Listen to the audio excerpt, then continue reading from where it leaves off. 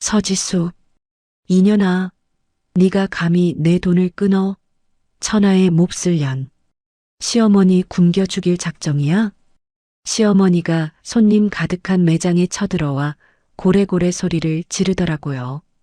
5년 동안 새벽부터 밤까지 뼈 빠지게 일해서 시어머니 생활비에 시누이 유학비까지 매달 수백만 원씩 갖다 바친 사람한테요. 글쎄요. 그런데 정작 남편은 이혼 도장 찍고 딱 1시간 만에 임신한 불륜녀랑 태교 여행을 떠났더라고요. 참 기가 막혔습니다.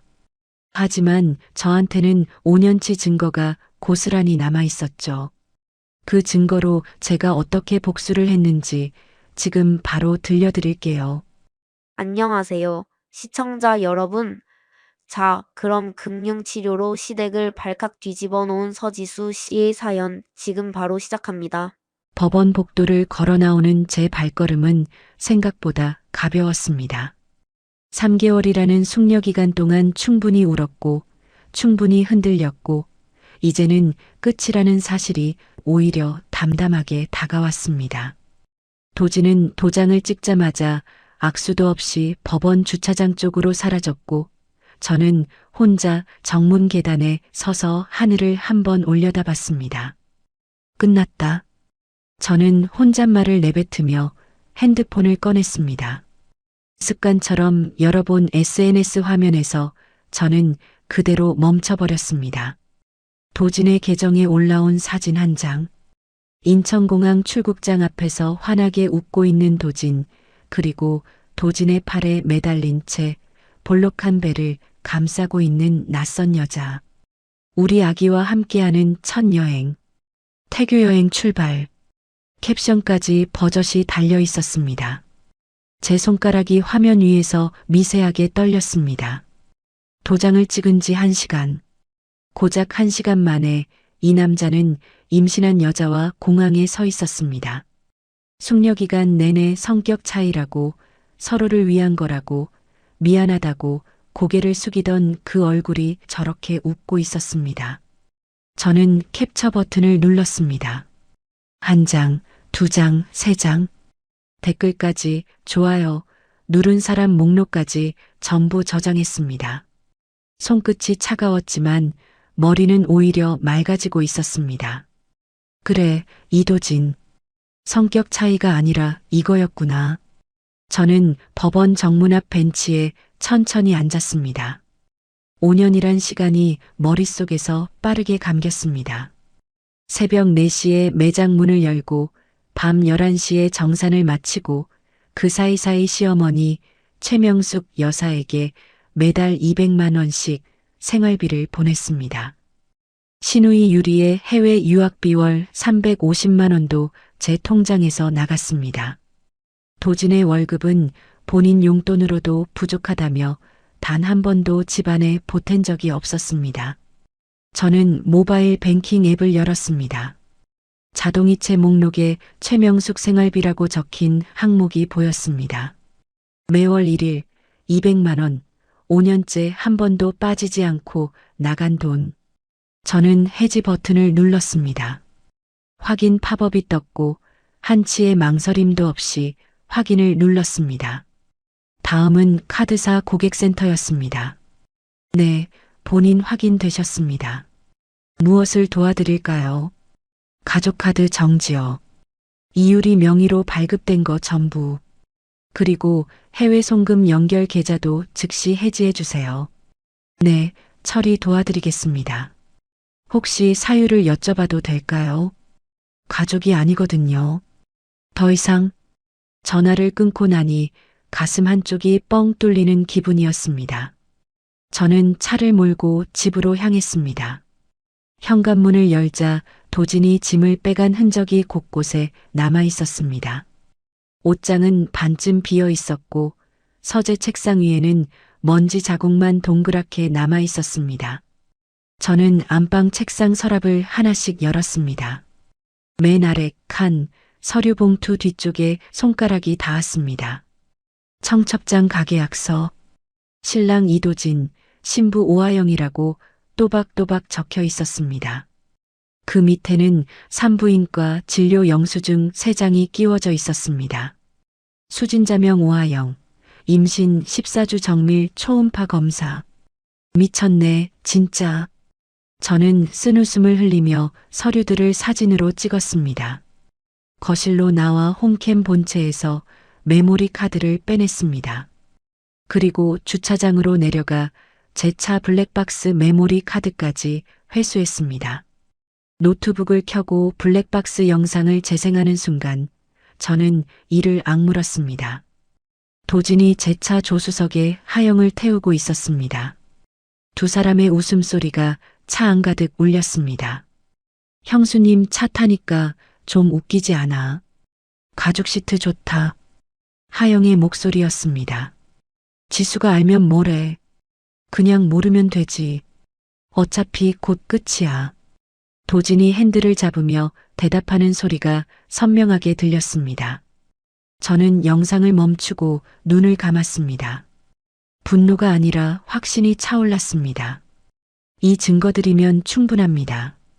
저는 모든 파일을 날짜별로 분류해서 외장하드에 옮기고 클라우드 저장소에 한 번 더 백업했습니다.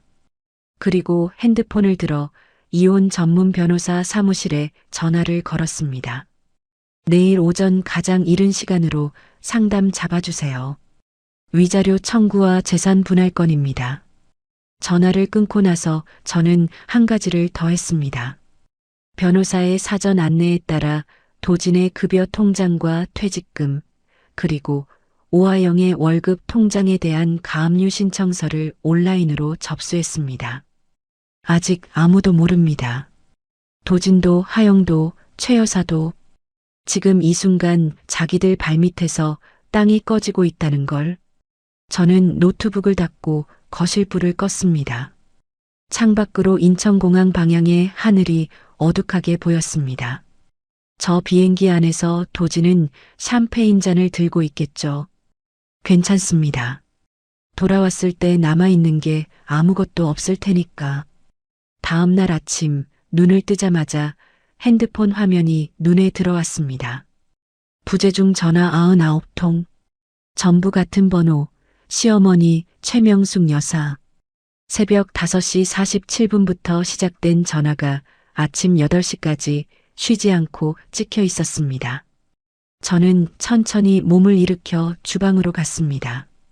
커피 캡슐을 머신에 넣고 버튼을 눌렀습니다. 따뜻한 커피가 컵에 채워지는 동안 핸드폰이 또 울렸습니다. 100번째 전화였습니다.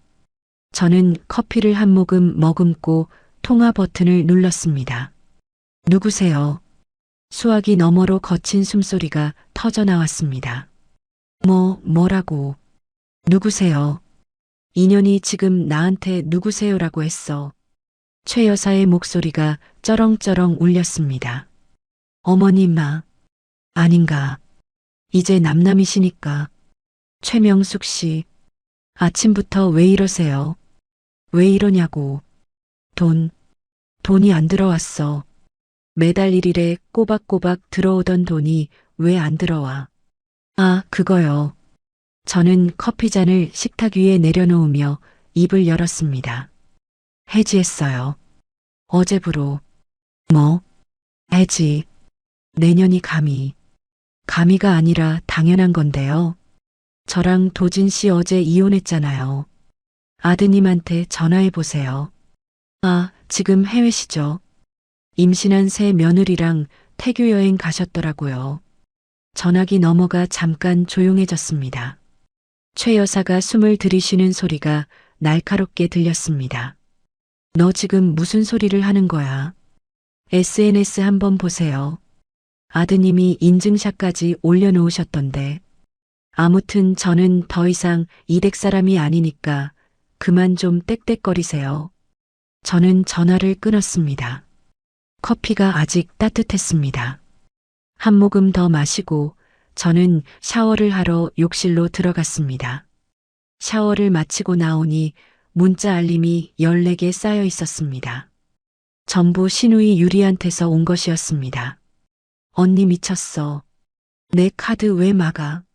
지금 계산하다가 매장 한복판에서 개망신당했잖아. 당장 풀어. 야, 서지수. 전화 안 받을 거야. 내가 뭘 잘못했는데. 진짜 죽여버린다. 내 유학비 왜 끊어? 다음 달 기숙사비 못 내면 쫓겨나는 거 알지? 저는 문자를 끝까지 읽지 않고 유리의 번호를 차단 목록에 추가했습니다. 화면에 차단되었습니다라는 문구가 뜨는 걸 확인하고 핸드폰을 가방에 넣었습니다. 오전 10시 저는 변호사 사무실에 도착했습니다. 외장하드와 메모리 카드를 변호사 책상 위에 올려놓았습니다. 블랙박스 녹음에 상간녀 목소리가 선명하게 잡혀 있고요. 홈캠에는 도진이 이 여자를 집에 데려온 정황도 있어요. 산부인과 영수증, 청첩장 가계약서까지 다 여기 있습니다. 변호사가 파일을 하나씩 확인하며 고개를 끄덕였습니다. 위자료 청구 충분히 가능합니다. 상간녀 오하영 상대로 별도 소송도 함께 진행하시죠. 재산 분할은 의뢰인 쪽 기여도가 압도적이니 방어보다는 공격으로 가겠습니다. 네. 한 푼도 안 줄 겁니다. 저는 위임장에 서명을 하고 사무실을 나왔습니다. 점심을 넘기고 매장에 도착해서 오후 장사를 준비하고 있는데 매장 유리문이 쾅 하고 열렸습니다. 최 여사가 헐레벌떡 뛰어들어왔습니다. 머리카락이 흐트러져 있었고 평소 빼놓지 않던 진주 귀걸이도 한쪽만 달려 있었습니다.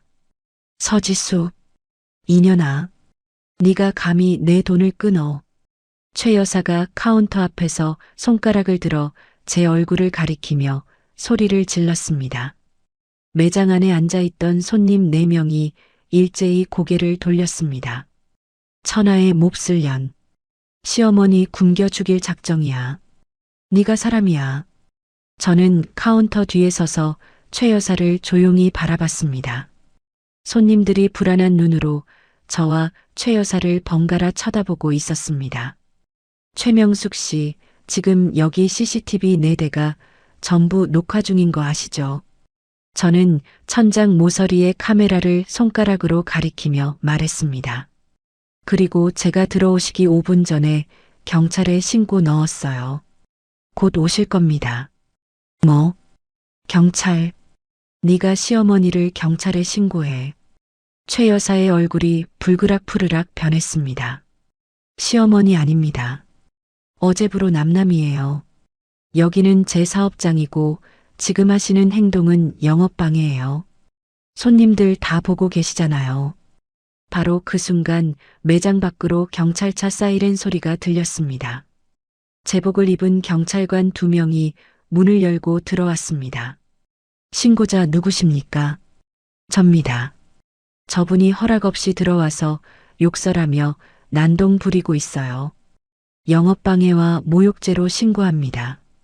최 여사가 경찰관에게 끌려나가면서도 뒤를 돌아봤습니다. 서지수, 두고 봐. 내 아들이 돌아오면 너 가만 안 둬. 저는 대답하지 않았습니다. 매장 직원 민지가 핸드폰을 들어 최 여사가 경찰차에 실려 나가는 모습을 찍고 있었습니다. 동네 사람 서너 명이 매장 앞에 모여서 수군거리고 있었습니다. 저는 흐트러진 카운터 위를 정리하며 직원에게 말했습니다. 민지 씨, 그 영상 나한테도 보내줘요. 네, 사장님. 저는 핸드폰으로 전송받은 영상을 클라우드에 저장했습니다. 그리고 변호사에게 문자 한 통을 보냈습니다. 오늘 매장 난동 영상 확보했습니다. CCTV 원본이랑 같이 보내드릴게요. 며칠 뒤 도진과 하영이 태교 여행에서 돌아왔는지 내용 증명 한 통이 집으로 배달됐습니다. 뜯어보니 제 명의로 된 신혼집 전세금 1억 8천만 원을 반반 나누자는 내용이었습니다.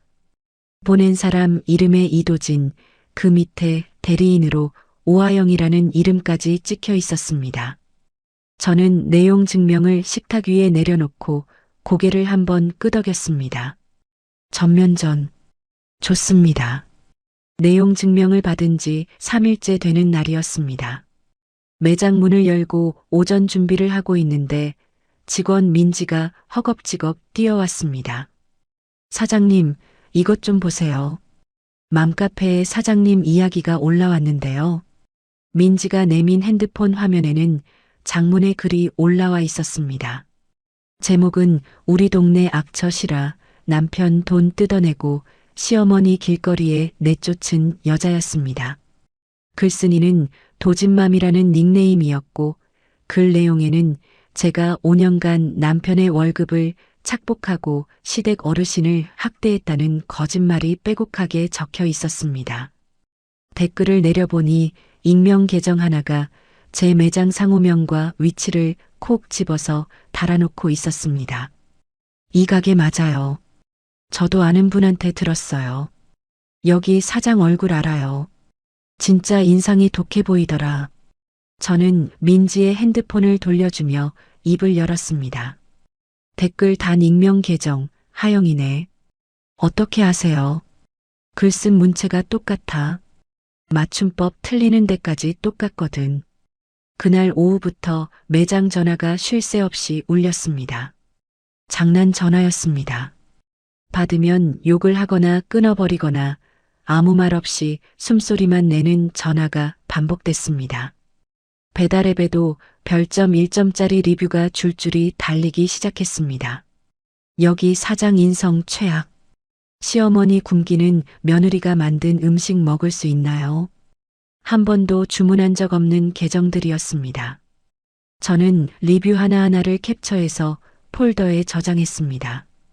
그 다음날 아침 세무서에서 전화가 왔습니다. 서지수 사장님 되시죠?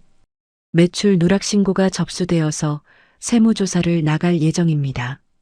저는 전화기를 귀에 댄 채 잠깐 눈을 감았습니다. 탈세 신고까지.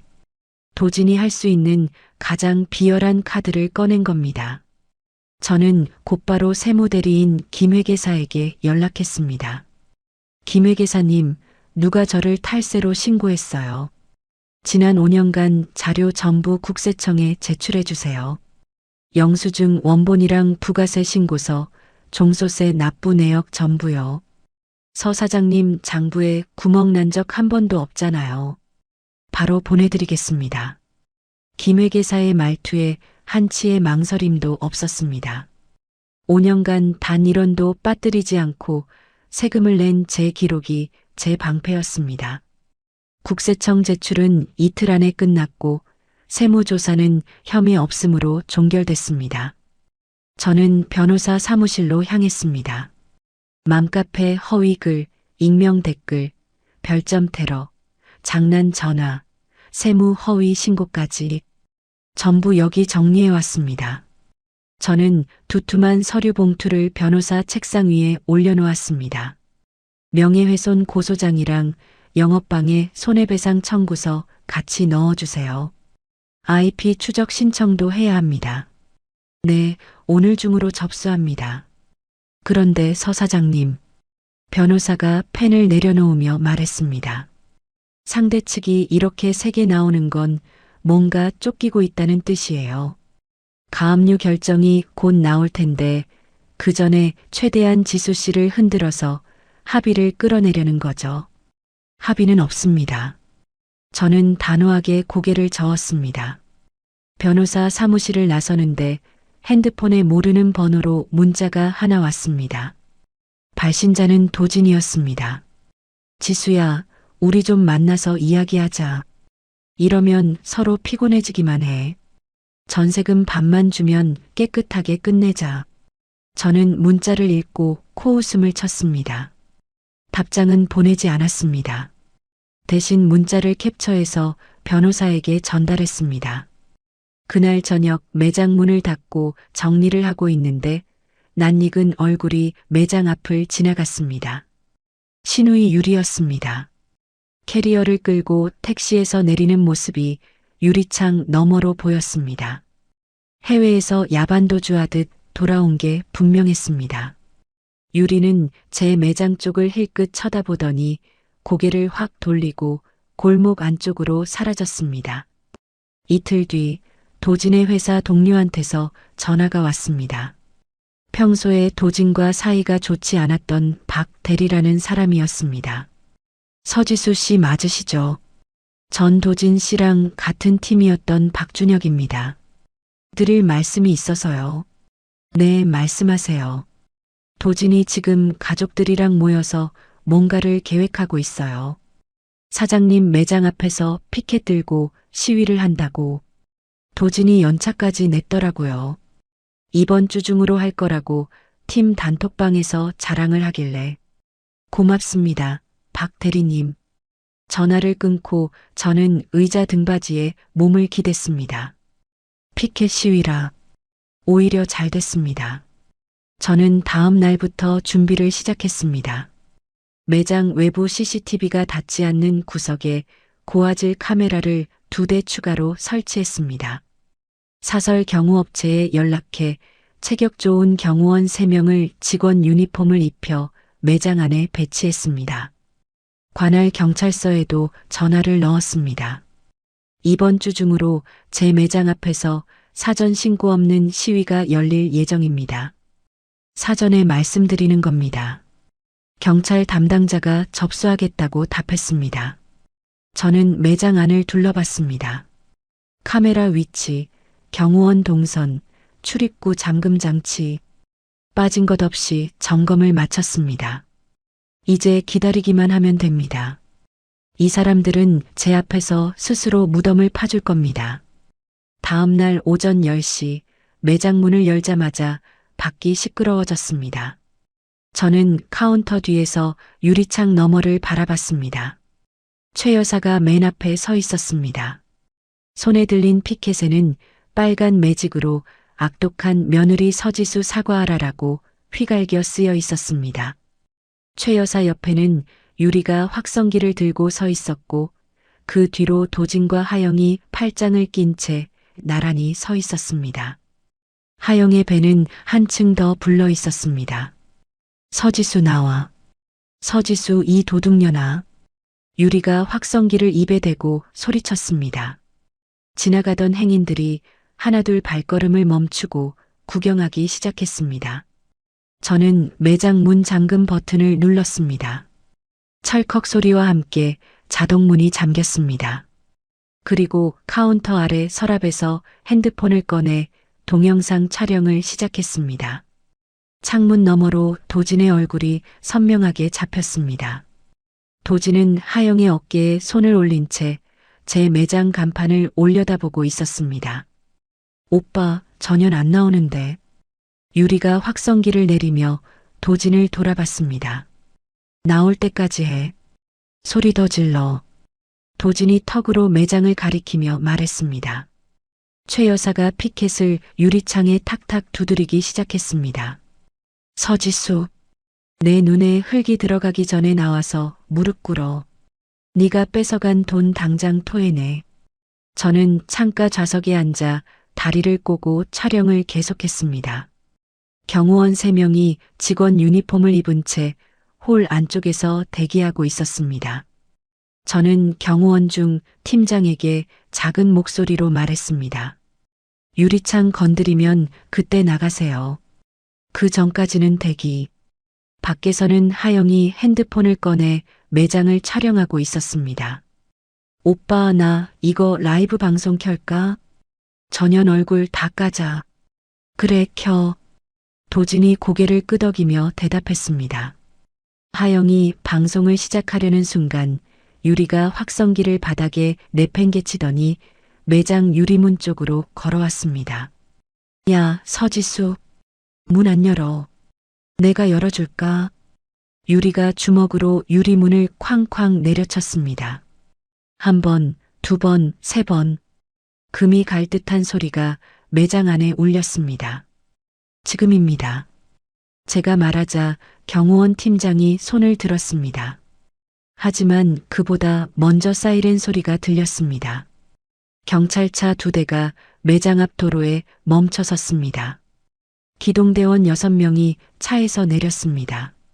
집회 신고 안 된 불법 시위입니다. 피켓 내려놓고 해산하세요. 경찰관이 확성기로 말했습니다. 최 여사의 얼굴이 하얗게 질렸습니다. 유리가 유리문에서 손을 떼고 뒷걸음질 쳤습니다. 하지만 도진은 달랐습니다. 도진이 경찰을 밀치고 매장 쪽으로 달려왔습니다. 서지수, 나와. 네가 이렇게 할 거야. 나와서 나한테 직접 말해. 도진이 잠긴 유리문을 발로 걷어찼습니다. 저는 잠금을 해제했습니다. 문이 열리자마자 도진이 안으로 뛰어들어왔습니다. 도진의 손이 제 팔을 잡으려 뻗는 순간 경호원 팀장이 도진의 손목을 낚아챘습니다. 손대지 마세요. 경호원이 도진의 팔을 비틀어 바닥으로 눌렀습니다. 도진의 얼굴이 타일 바닥에 찰싹 붙었습니다. 아, 놓으라고. 이게 뭐야? 도진이 바닥에 엎드린 채 발버둥을 쳤습니다. 밖에서 하영이 비명을 질렀습니다. 오빠, 오빠 놔줘요. 임산부 앞에서 이게 뭔 짓이야. 경찰관들이 매장 안으로 들어와 도진의 양팔에 수갑을 채웠습니다. 특수 재물손괴 미수, 폭행 시도 현행범으로 체포합니다.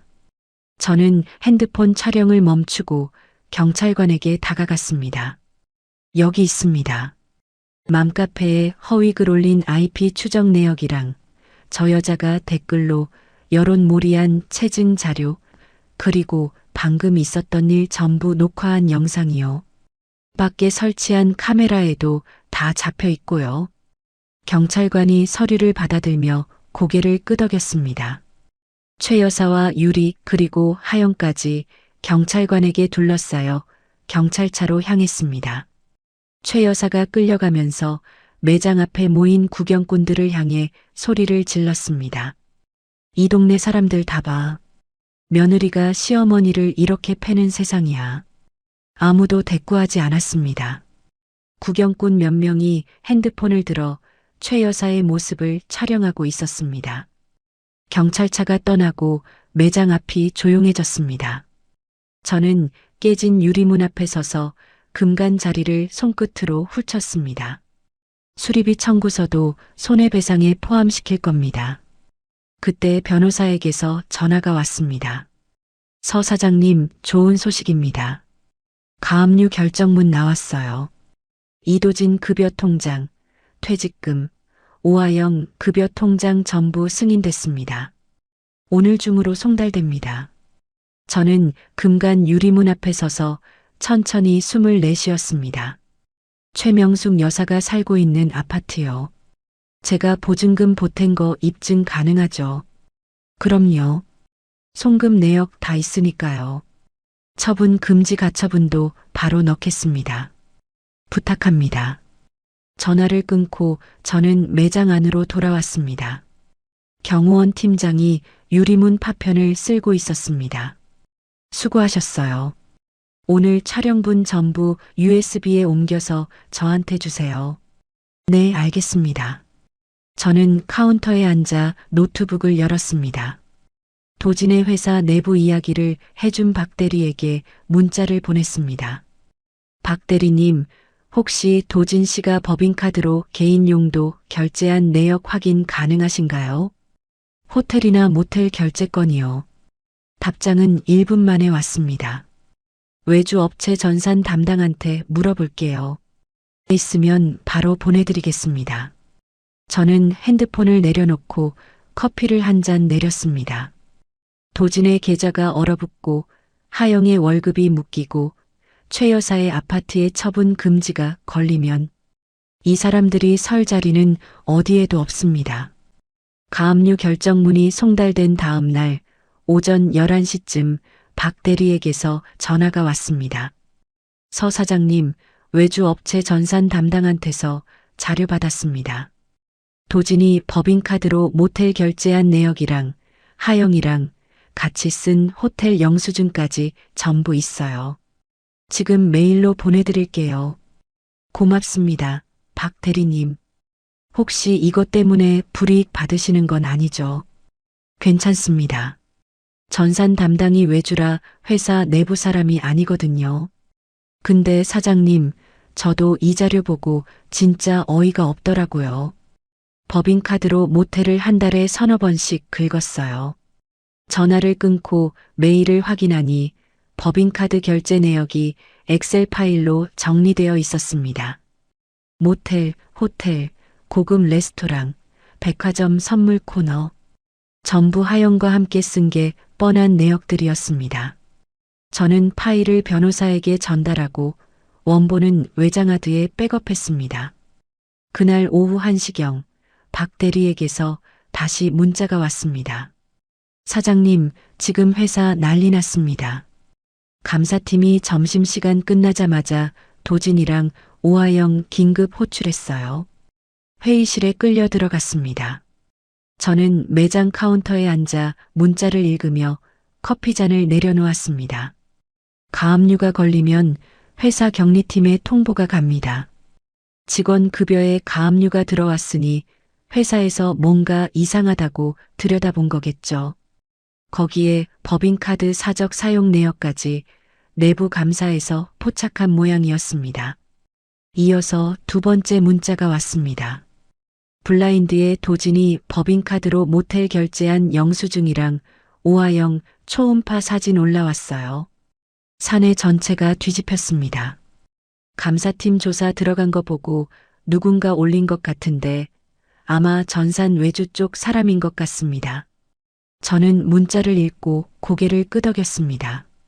자료를 넘겨준 외주 업체 전산 담당이 감사팀 소식을 듣고 자기 나름대로 움직인 모양이었습니다. 제가 시킨 일은 아니지만 도진이 뿌린 씨앗을 도진이 거두는 것뿐이죠. 그날 저녁 박 대리에게서 다시 연락이 왔습니다. 이번에는 전화였습니다. 서 사장님, 도진이 잘렸어요.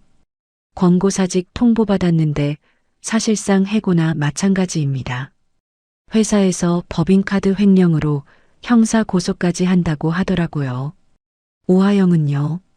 아직 징계 절차 중인데 부서 사람들이 대놓고 오하영 앞에서 수군대니까 오하영이 회의실에서 도진한테 전화해서 난리를 쳤대요.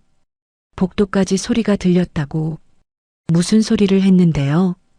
이도진, 너 때문에 내 인생이 이 꼴이 된 거야. 어떻게 할 거야? 어떻게 할 거냐고. 뭐 이런 식으로 울면서 악을 썼다고 합니다. 전화를 끊고 저는 매장 정리를 시작했습니다.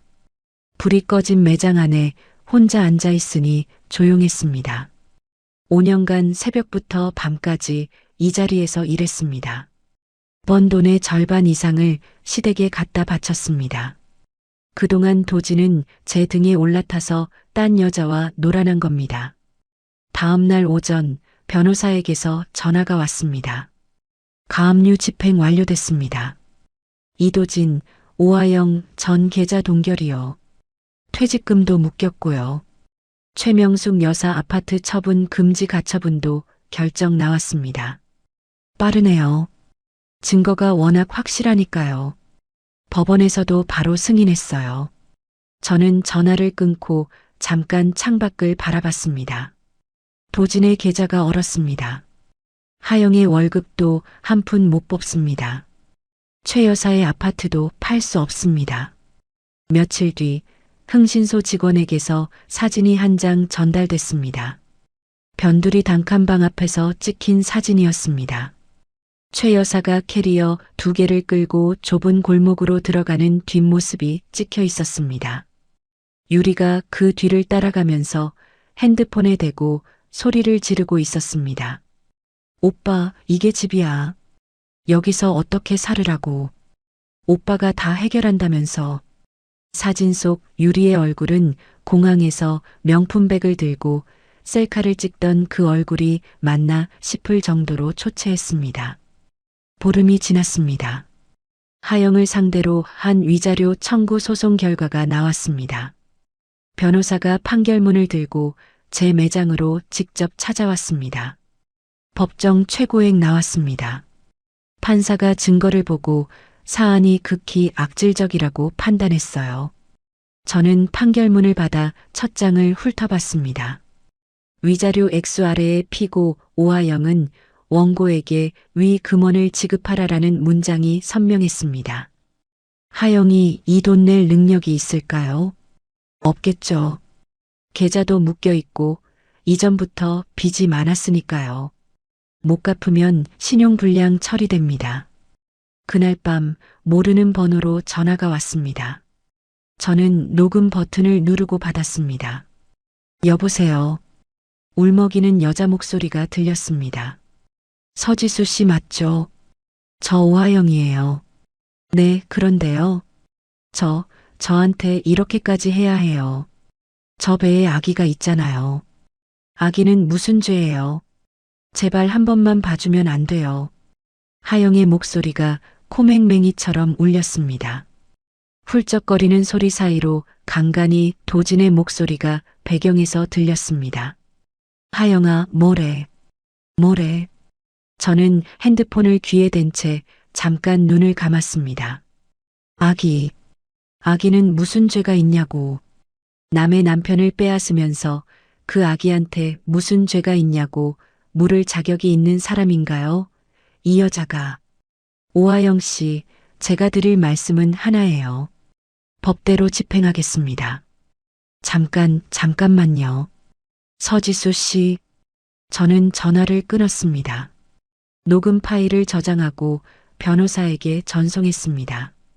다음은 재산 분할 소송이었습니다. 도진의 변호사가 제출한 자료는 보잘것없었습니다. 반면 저는 5년간의 매출 장부, 세금 납부 내역, 전세금 출처 증명, 시댁 송금 기록을 전부 제출했습니다. 결과는 명확했습니다. 도진의 기여분은 0이었습니다. 전세금 1억 8천만 원 전액이 제 몫으로 확정됐습니다. 도진이 당당하게 보내왔던 내용 증명이 떠올랐습니다. 반반 나누자. 나눌 게 있어야 나누죠. 마지막으로 흥신소에서 사진이 한 장 더 왔습니다. 단칸방 현관 앞에서 찍힌 사진이었습니다. 도진이 최 여사의 멱살을 잡고 있었고 최 여사가 도진의 손목을 핥히고 있었습니다. 유리는 구석에 쭈그려 앉아 머리를 감싸고 있었고 하영은 현관 밖에서 배를 안고 서성이고 있었습니다. 저는 사진을 한참 들여다봤습니다. 5년 전 결혼식 날 최 여사가 제 손을 잡으며 했던 말이 떠올랐습니다. 우리 며느리, 우리 가족이 됐으니 이제 한 식구야. 한 식구. 그 한 식구의 끝이 저 사진이었습니다. 저는 핸드폰을 내려놓고 매장 불을 껐습니다. 내일부터는 2호점 상권 조사를 시작할 겁니다. 2호점 후보지를 돌아보던 어느 날 오후 직원 민지에게서 급한 전화가 왔습니다. 사장님, 유튜브에 사장님 영상 올라왔어요. 조회수가 벌써 100만이 넘었어요. 저는 차를 길가에 세우고 유튜브를 열었습니다. 썸네일에 제 매장 간판 사진이 박혀 있었고 빨간 글씨로 남편 전 재산을 가로챈 독종 꽃뱀의 실체라고 적혀 있었습니다. 채널명은 진실폭로TV, 구독자 87만 명의 사이버 레카 유튜버였습니다. 영상을 재생하자 도진의 얼굴이 모자이크 처리된 채 나왔습니다. 도진이 눈물을 글썽이며 말하고 있었습니다. 제가 번 돈을 전부 아내가 관리했는데 이혼하니까 한 푼도 안 준다고 하더라고요. 제 어머니 생활비까지 끊어버렸어요. 70 가까운 노인을 길거리에 내쫓은 겁니다. 그 다음에는 하영의 음성이 나왔습니다. 화면은 검은색이었고 목소리만 변조 없이 흘러나왔습니다. 저는 스트레스를 너무 많이 받아서 아이를 잃었어요. 그 사람 때문에 제 아기가 죽은 거나 다름없어요. 저는 영상을 멈추고 핸드폰을 내려놓았습니다. 유산했다고요. 아기를 잃었다고요. 며칠 전에 전화해서 배에 아기가 있다며 울던 사람이. 저는 심호흡을 한 번 하고 영상을 끝까지 봤습니다. 유튜버는 마치 제가 시댁을 조직적으로 착취한 것처럼 편집해 놓았고 댓글창은 이미 불이 붙어 있었습니다. 저 가게 어디임? 다 같이 리뷰 테러 갑시다. 꽃뱀 서지수 얼굴 공개해라. 시어머니 불쌍하다 진짜. 저는 댓글을 더 읽지 않고 매장으로 향했습니다. 매장에 도착하니 민지가 울상을 하고 있었습니다. 사장님, 아까부터 전화가 쉴 새 없이 와요. 욕하고 끊고, 욕하고 끊고, 그리고 밖에 누가 와서 문 앞에 쓰레기 봉투를 던지고 갔어요. 매장 입구 유리문에 검은 액체가 흘러내린 자국이 보였습니다. 음식물 쓰레기 냄새가 코를 찔렀습니다. 민지 씨, CCTV 확인해서 투척한 사람 얼굴 캡처해놔요. 경찰 신고는 제가 할게요. 저는 경찰에 신고를 넣고 매장 앞을 청소한 뒤 변호사에게 전화를 걸었습니다. 변호사님, 유튜브 영상 보셨어요? 네, 방금 확인했습니다. 허위 사실이 명백하니까 바로 형사 고소 들어가겠습니다. 채널 수익 정지랑 영상 삭제 가처분도 같이 넣을게요. 하영이 유산했다고 하던데 그것도 거짓말이겠죠. 확인해 봐야 합니다. 만약 거짓이면 무고까지 추가되는 거고요.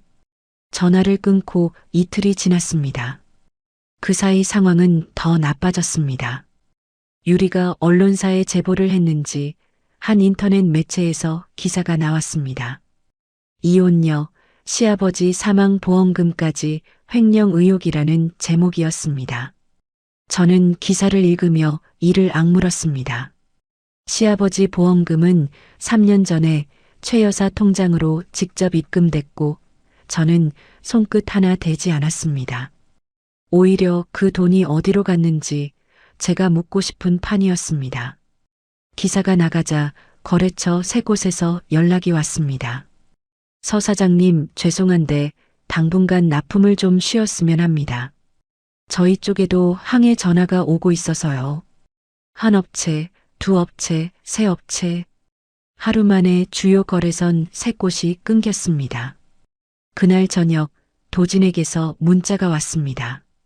지수야, 하영이 고소 취하하고 위자료 탕감해줘. 그러면 유튜브 영상 내려줄게. 이게 마지막 기회야.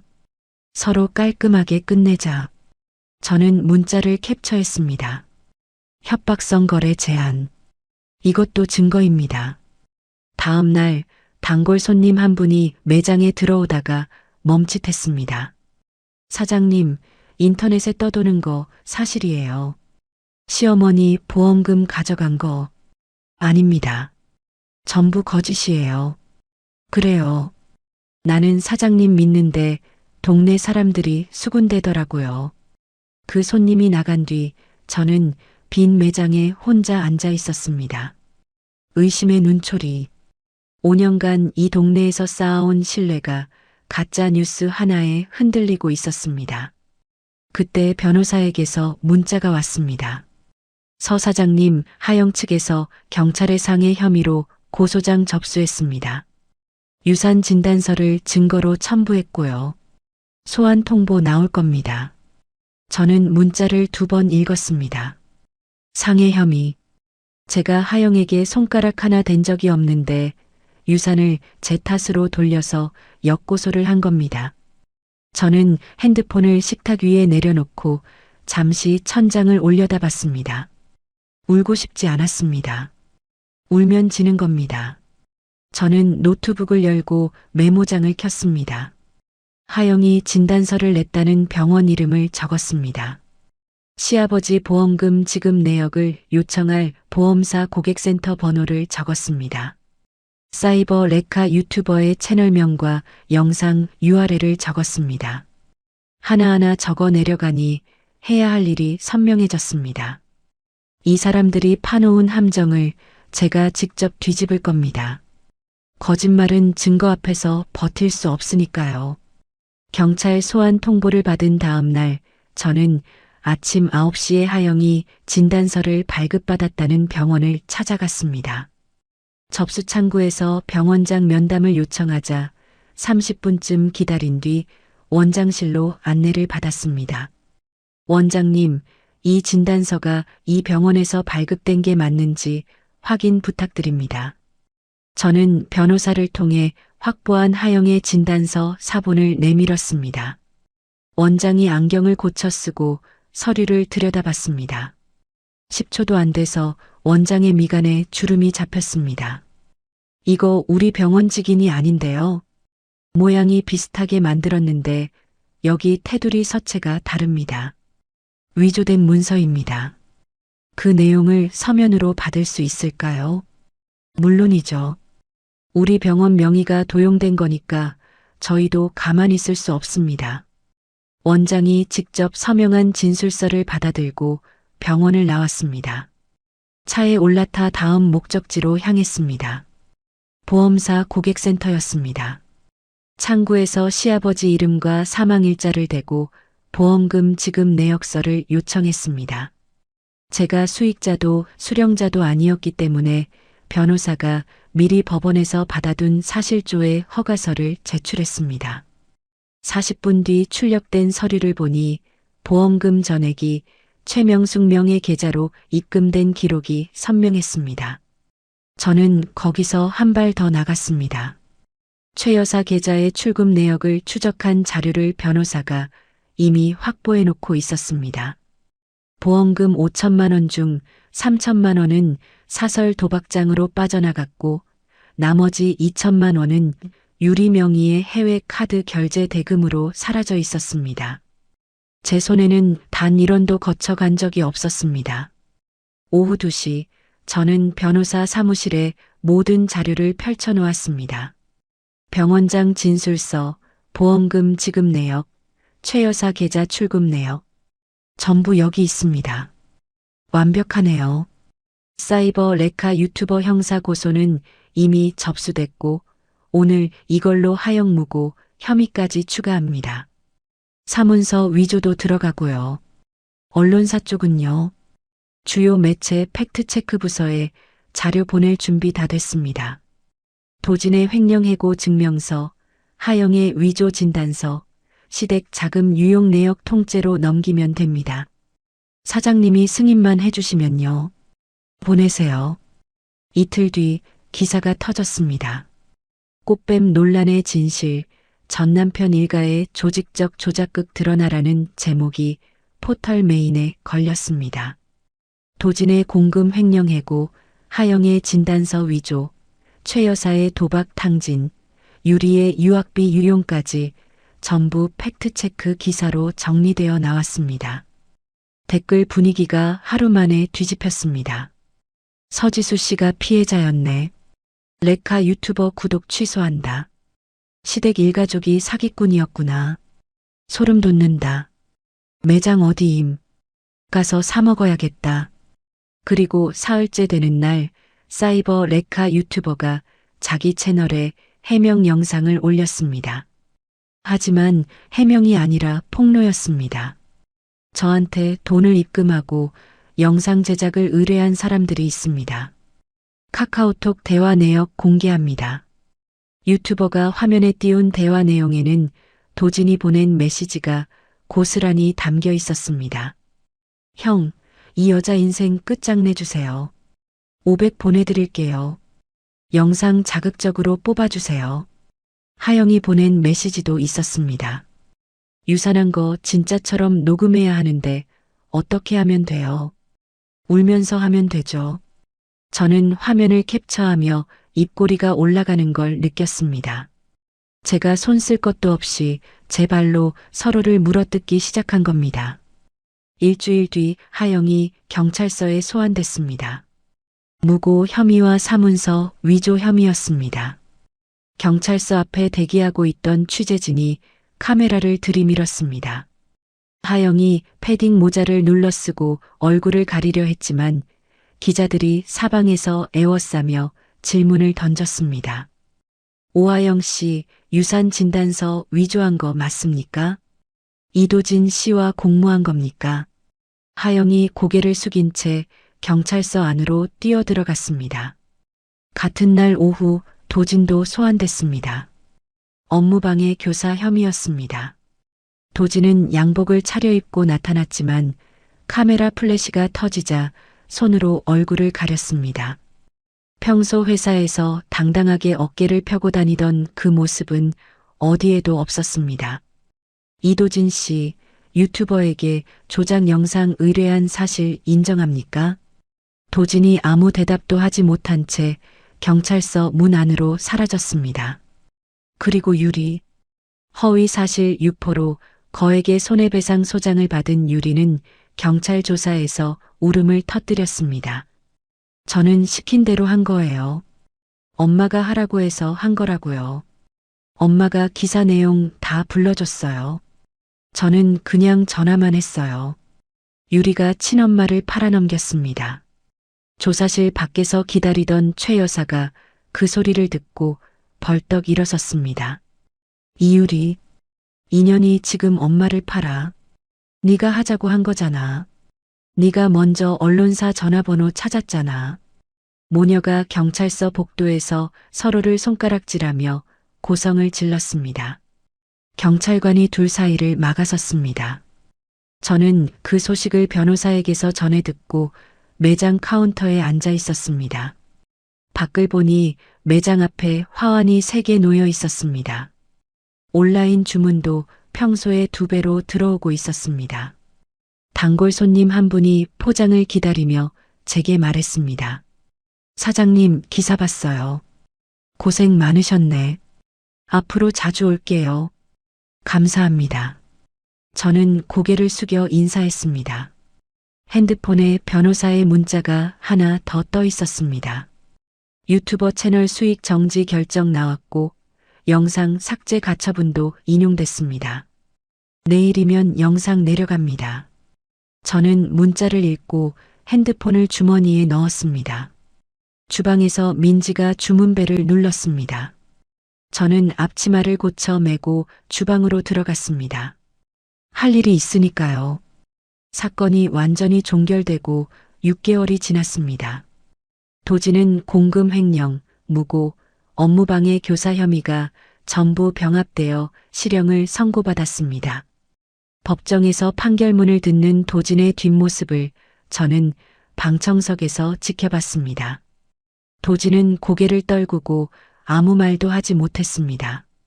교도관이 도진의 양팔을 잡고 법정 밖으로 데려갈 때 도진이 한번 뒤를 돌아봤습니다. 저와 눈이 마주쳤지만 저는 아무 표정도 짓지 않았습니다. 하영은 위자료와 형사 벌금을 단 한 푼도 낼 능력이 없었습니다. 개인 파산을 신청했지만 위자료 채무는 파산으로도 면제되지 않았습니다. 신용불량자의 전과자. 하영의 이름 석자 뒤에는 평생 그 꼬리표가 따라다닐 겁니다. 유리는 경찰 조사가 끝난 뒤 최 여사와 함께 단칸방으로 돌아갔습니다. 그런데 한 달도 안 돼서 흥신소를 통해 소식이 들려왔습니다. 유리가 도진이 단칸방 장롱 구석에 숨겨둔 비상금 봉투를 훔쳐서 도망치려다 최 여사한테 현관에서 덜미를 잡혔다고 했습니다. 이년아, 내 오빠 돈 들고 어디를 가려고. 나, 엄마야말로 맨날 술만 처마시면서 뭘 한 게 있어. 나도 살아야 되잖아. 모녀가 현관 앞 복도에서 서로 머리채를 쥐어잡고 뒹굴었고 이웃 신고로 출동한 경찰에게 둘 다 입건됐다는 내용이었습니다. 저는 보고서를 읽고 책상 위에 내려놓았습니다. 더 이상 이 사람들에게 쓸 시간은 없습니다. 지난달 저는 새로운 상권의 2호점을 열었습니다. 1호점에서 차로 20분 거리, 유동인구가 많은 대로변 1층이었습니다. 오픈 첫날부터 줄이 섰습니다. 온라인 커뮤니티에서 제 사연을 알고 찾아온 손님들도 있었고 순수하게 맛을 보고 재방문하는 손님들도 늘어갔습니다. 매출은 두 매장 합쳐서 월 매출이 이전의 3배를 넘겼습니다. 시댁에 보내던 돈이 사라지니 고스란히 제 통장에 쌓였고 사업 확장 자금도 넉넉해졌습니다. 지난주 토요일 저는 퇴근 후 스포츠카 매장에 들렀습니다. 전시장에 들어서자 영업사원이 다가왔습니다. 어떤 차종 찾으세요? 저기 빨간색이요. 시승 가능해요. 그럼요. 바로 준비해 드리겠습니다. 시승을 마치고 돌아와서 계약서에 서명했습니다. 전액 현금 결제. 영업사원이 눈을 동그랗게 뜨며 말했습니다. 현금 완납이시라니 대단하십니다. 열심히 벌었으니까요. 차 인도는 다음 주였습니다. 전시장을 나오면서 저는 오랜만에 입꼬리가 올라가는 걸 느꼈습니다. 오늘 아침 매장에 출근해서 오전 준비를 하고 있는데 핸드폰에 스팸함 알림이 떴습니다. 열어보니 도진에게서 온 옥중 편지 내용을 누군가 사진으로 찍어 보낸 것이었습니다. 지수야, 내가 잘못했다. 한 번만 면회 와줘. 부탁이야. 바로 밑에는 최 여사에게서 온 문자도 걸러져 있었습니다. 지수야, 나 명숙이야. 요즘 먹을 것도 없어. 10,000원만 보내줘. 제발. 저는 2개의 메시지를 1초도 고민하지 않고 영구 삭제를 눌렀습니다. 휴지통 비우기까지 누르고 핸드폰을 카운터 위에 내려놓았습니다. 민지가 주방에서 고개를 내밀며 물었습니다. 사장님, 오늘 오후에 2호점 식자재 납품 확인하러 가시는 거죠? 응, 점심 지나서 갈게. 여기 부탁해요. 네, 맡겨주세요. 저는 앞치마를 벗고 거울 앞에 섰습니다. 거울 속에 비친 얼굴은 5년 전 결혼식 날보다 1년 전 법원에서 도장을 찍던 날보다 훨씬 편안했습니다. 누군가의 며느리도 누군가의 아내도 아닌 얼굴. 그냥 서지수. 매장 2개를 굴리는 사장이고 다음 주에 빨간 스포츠카를 인도받을 사람이고 오늘 저녁에는 처음으로 골프 레슨을 잡아둔 사람. 저는 거울 속 제 얼굴을 보며 가볍게 웃었습니다. 그리고 매장 문을 열고 밖으로 나섰습니다. 5월 햇살이 얼굴에 닿았습니다. 자, 여기까지가 서지수 씨의 이야기였습니다. 돌이켜보면 참 대단한 사람이에요. 이혼 도장 찍고 1시간 만에 남편의 태교 여행 사진을 발견한 그 순간 대부분의 사람이라면 주저앉아 울었을 겁니다. 시청자 여러분, 가족이라는 이름 뒤에 숨어서 한 사람의 인생을 갉아먹는 사람들이 세상에는 분명히 있더라고요. 그 사람들한테 가장 무서운 게 뭔지 아세요? 감정적으로 흔들리지 않는 사람입니다.